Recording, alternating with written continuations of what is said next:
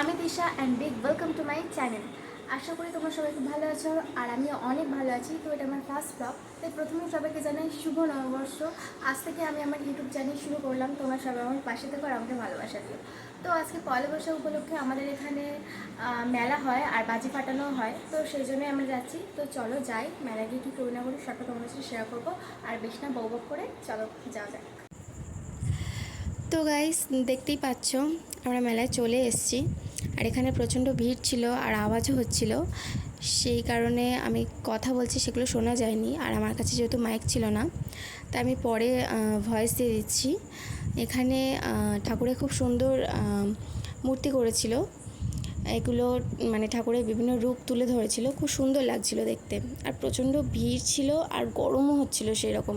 আর বাইরের দিকটা ফাংশন হচ্ছিল, সেই কারণে আরও বেশি আওয়াজ আসছিল, আরও কিচ্ছু শোনা যায়নি। তো এদিকে ভিড় ছিল মোটামুটি ভালোই। আর মাঠের দিকটায় সবে ফাংশন স্টার্ট হয়েছে, তাই জন্য মোটামুটি ভিড় ছিল, খুব একটা বেশি ছিল না। আর এদিকে আমি খেয়ে নিচ্ছিলাম পাপড়ি চাট, তারপরে এখানে ঘুগনি খাচ্ছিলাম।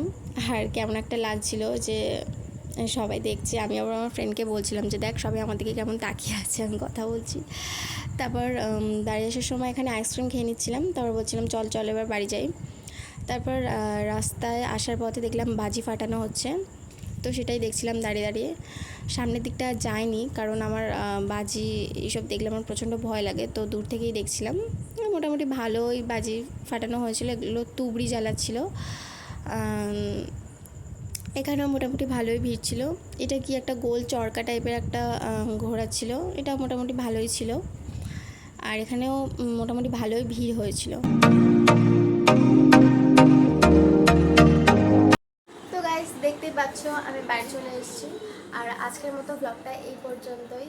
তোমাদের যদি ব্লগটা ভালো লেগে থাকে তাহলে লাইক শেয়ার কমেন্ট করতে কিন্তু একদম ভুলবে না। আর চ্যানেলটা কিন্তু অবশ্যই করে সাবস্ক্রাইব করে দেবে। তো টাটা, দেখা হচ্ছে নেক্সট ভিডিওতে।